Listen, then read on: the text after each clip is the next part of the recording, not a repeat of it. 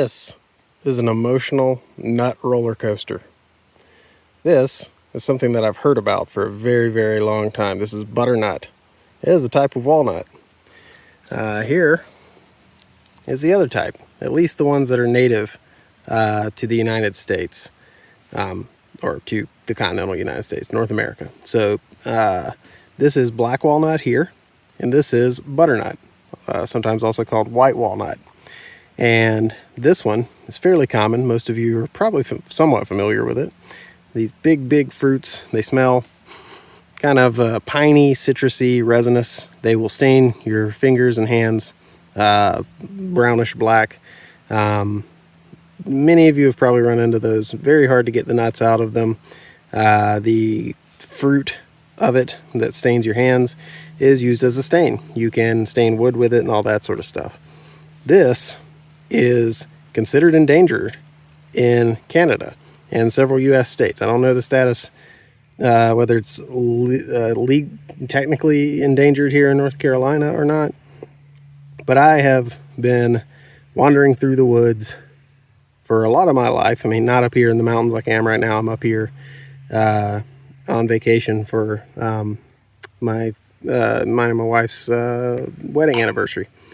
So I was so happy when I saw these things, and I did a little bit of research, and turns out there is a fungal canker disease that kills the trees, and these things are on their way out potentially.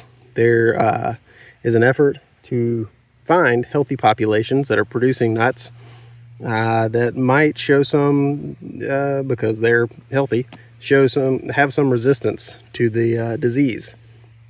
So maybe that's what I have right here. So I'm taking down the coordinates of this to give to the to alert the local cooperative extension, because I mean they're all around here. They're all in the edge of the road, all out in the road. They're smashed by the car tires and things. And there's a big healthy tree right there. There's one right there. I think, yeah, that's definitely one. These two might be. There's pinnate leaves up there, and you can see the bark on that one. Looks a lot like a shaggy sort of walnut ridged bark, but it's a little more shallow. It's a little more smooth. And so I'll get my zoom back.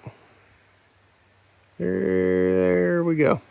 And then over here on the other side of the road, since I have both of them, obviously black walnuts are here too. And that's what this is right here. You can see very similar bark, but it is more deeply ridged. So that's black walnut. The leaves look just about the same. I believe this is the butternut on this side of the road, and that is the black walnut on that side. And yeah, supposedly this is, some people have described it as the best tasting native nut in North America. So yeah, a little bit conflicted here. I don't think there's anything outright illegal about me harvesting a few of these. That it's somewhat unethical. I mean, you're not gonna, you shouldn't take seeds out of the wild of a plant that is struggling for survival. There are some that have landed in the road here though, and have been hit by cars and things like that. So if I can find a good one of those, I am gonna taste this. I'll finish cracking it open. But yeah, you see, I mean, they're here, all in the road here. There's one that's slightly busted open. If I find a cleaner one, because I don't want to really be digging too much into that with my fingers because it'll stain them, I'll try to crack it open and have a taste of these things. But yeah, want to not take a ton from this grove, because there might be something special here. There might be some genetic variability that gives a little bit of resistance to this disease, and potentially, you know, helps this species survive. Ooh, get my fill at some point. You can kind of, I don't know if you can see the texture of that nut. It's very deeply spiked and corrugated. Let me see if I can do anything with this one.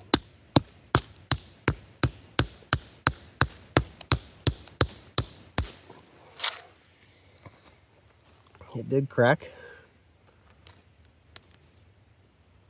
Looks like, okay, so that's pretty cool. So that looks like I pretty much got the nut intact. The nut meats, best word in the English language.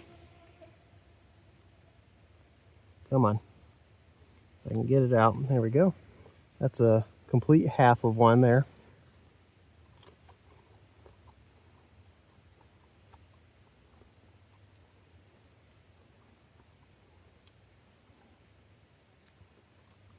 It's very interesting. Very interesting flavor.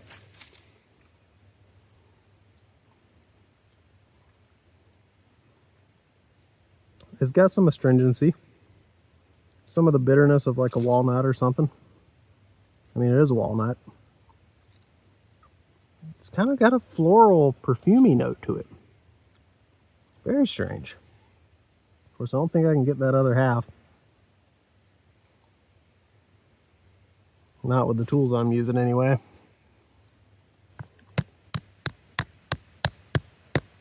No, I'm just smashing it. I'm just absolutely obliterating that little piece.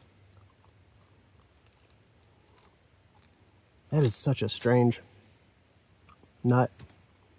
I get it. It's really cool. Well, realized while I was here I should probably go ahead and try, emphasis on try, to crack open a black walnut since they're around me and I have the tools at the moment, and I just did the white walnut. These things are way hard. Okay. So smashed it open. There's some of your nut meats. I really kind of did a number on this one. Wow, that's really smashed. So I'll pick out little bits and do what I can to tell you about it.